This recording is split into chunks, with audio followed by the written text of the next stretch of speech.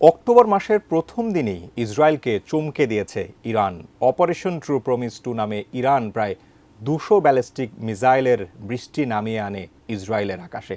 রাতভর পুরো ইসরায়েল জুড়ে বাজতে থাকে সাইরেন। নেতানিয়াহু ও তার সরকারের মন্ত্রী এমপি সহ 10 লাখেরও বেশি ইসরায়েলি মাটির নিচে বাংকারে আশ্রয় নেয়। এই হামলায় ইসরায়েলের ক্ষয়ক্ষতি হলো কতটা, জানাচ্ছেন ইমতিয়াজ আলম।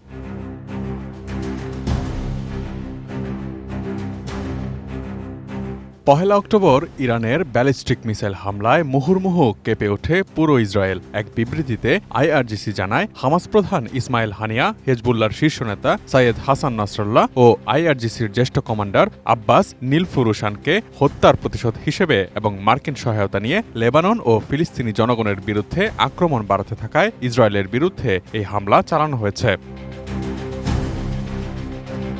ইরানের এই হামলায় এখন পর্যন্ত ইসরায়েলের কতটা ক্ষয়ক্ষতি হয়েছে তা পুরোপুরি মূল্যায়ন করা যায়নি। তবে ইসরায়েল ও ইরানের উভয় পক্ষ থেকেই বলা হয়েছে, ইসরায়েলের বেশ কয়েকটি এয়ারবেজে মিসাইল আঘাত করেছে এবং ক্ষতিগ্রস্ত হয়েছে।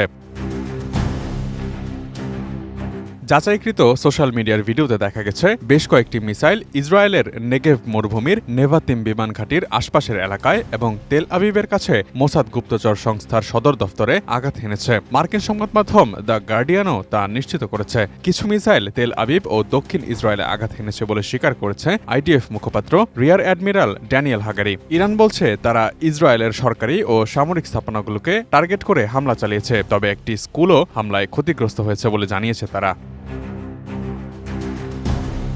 কোয়ালিটি সম্পন্ন আন্তর্জাতিক মানের CMT500W CSRM, committed for better still। ইরানি রাষ্ট্রীয় media Islamic Revolution Guard Corps বা আইআরজিসিকে উদ্ধৃত করে জানিয়েছে, মিসাইলগুলো নেভাতিম, হাটজেরিম ও তেল নফ বিমান ঘাঁটিতে আঘাত হেনেছে। পাশাপাশি নেটজারিমে ইসরায়েলি ট্যাঙ্ক এবং দক্ষিণ ইসরায়েলের শহর আশকালনে গ্যাস স্থাপনাগুলোকে লক্ষ্যবস্তু করেছে।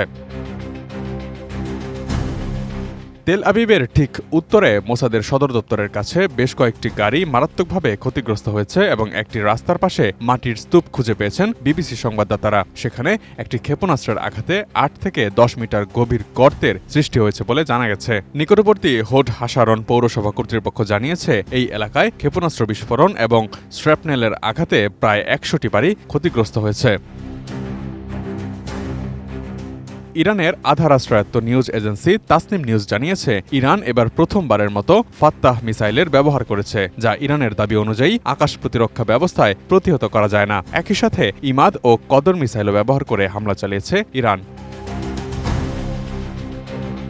পুরো আরব বিশ্ব যখন ফিলিস্তিন ইস্যুতে এক প্রকার দায়সারা বিবৃতি দিয়েই নিজেদের দায় এড়াচ্ছে এবং ফিলিস্তিনের পক্ষে দাঁড়ানো শক্তিগুলোর উপর ইসরায়েলের হামলায় কোনো শক্ত জবাব দিচ্ছে না, তখন ইরান তাদের অবস্থান থেকে আবারও গর্জে উঠেছে। হামলা চালানোর পরপরই সোশ্যাল মিডিয়া প্ল্যাটফর্ম এক্সে ইরানের সামরিক বাহিনীর ভেরিফাইড অ্যাকাউন্ট থেকে ইসমাইল হানিয়ার একটি ছবি পোস্ট করা হয়, যেখানে লেখা ছিল, তোমার রক্ত নিয়ে আমরা ব্যবসা করিনি ভাই। আবার সদ্য ইসরায়েলি হামলায় নিহত হেজবুল্লাহর শীর্ষ নেতা হাসান নাসরুল্লাহর একটি ছবি দিয়ে পোস্ট করা হয়, সেখানে লেখা ছিল, হে বন্ধু, আপনার সম্মানে আমরা ভূমিকম্প নামিয়ে এনেছি।